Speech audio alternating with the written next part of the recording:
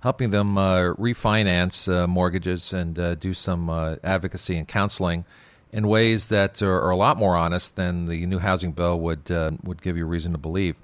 Our next guest, Reverend Graylin Hagler, is the development director of the Neighborhood Assistance Corporation of America, and he is a colleague of Bruce Marks.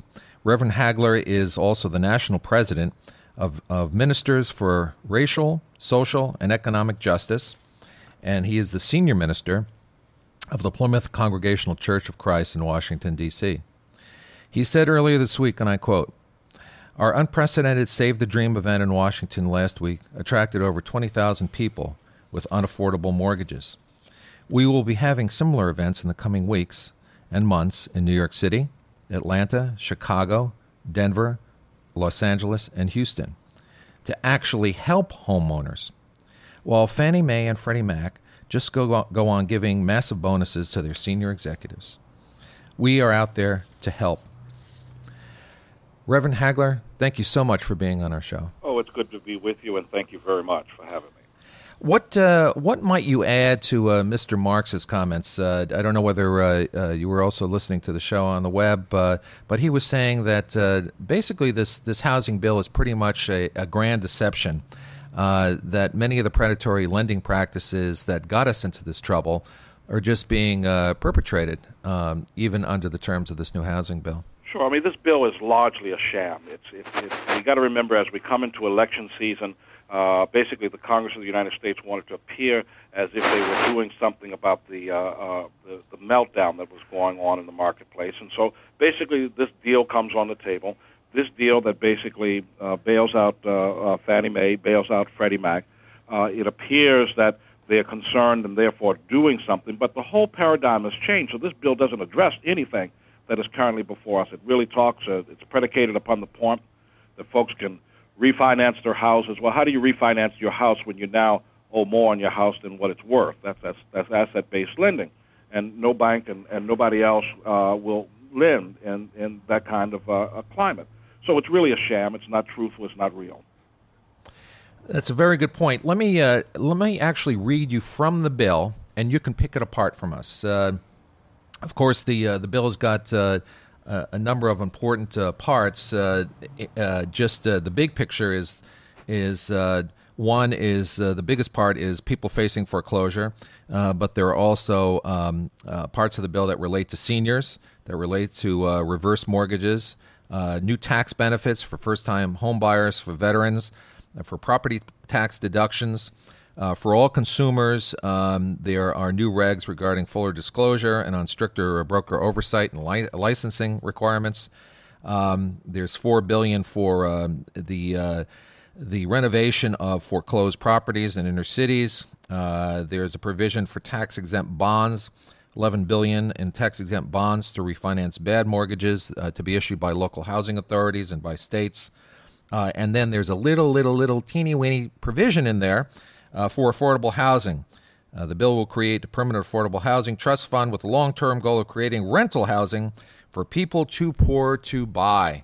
You would think that would have actually occupied front and center of this bill, but it doesn't. Let's go to the big provision of the bill, the provision that purports to spend $300 billion to save the mortgages for 400,000 families out there across the United States. And I'm reading from the bill.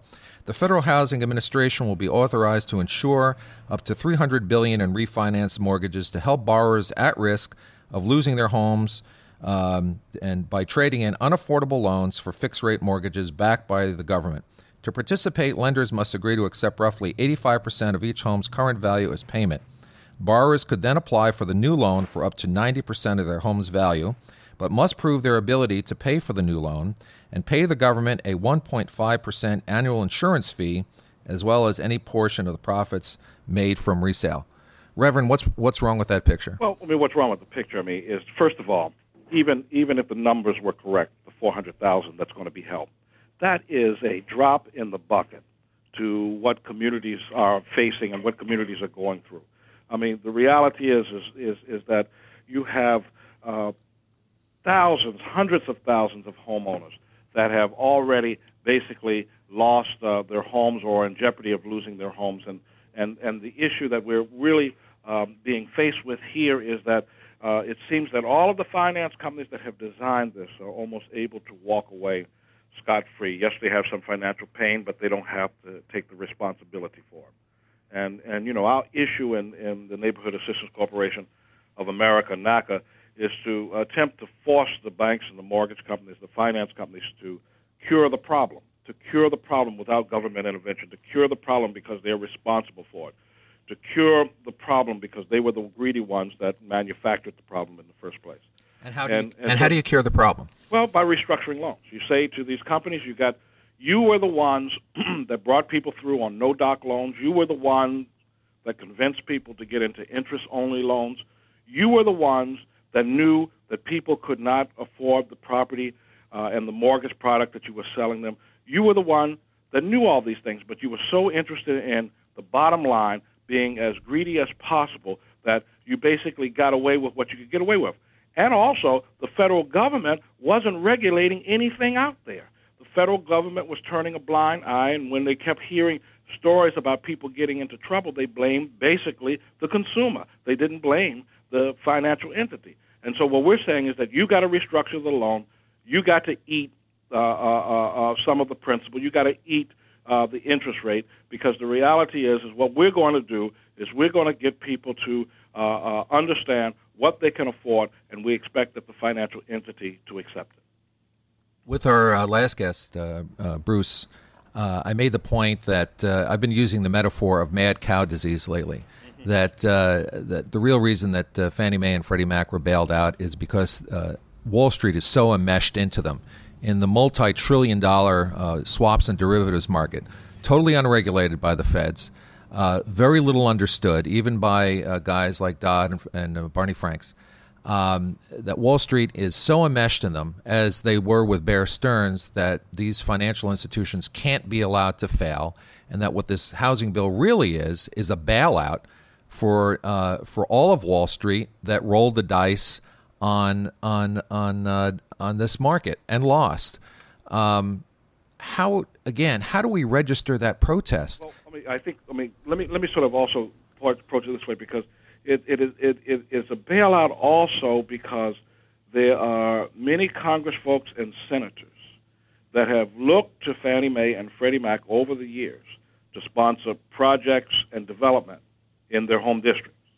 And therefore, they could stand behind it and say, see, we have brought resources home. And so Fannie Mae and Freddie Mac has basically bought off most of Congress. And very few want to question them and take them on. So that's in Congress, and that's also obviously what takes place in the financial arena, because they are the 800-pound gorilla in terms of mortgage-backed products. It's ironic that during this meltdown, each of the CEOs, the CEO of Fannie Mae, the CEO of Freddie Mac, received over a $14 million bonus apiece. Yes, sir. While everybody else was being put in the street. Yes, sir.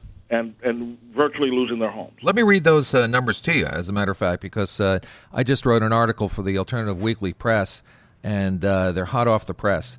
Freddie Mac chairman and CEO Richard Siren, who lost 80% of the stock value of his company last year, got a total compensation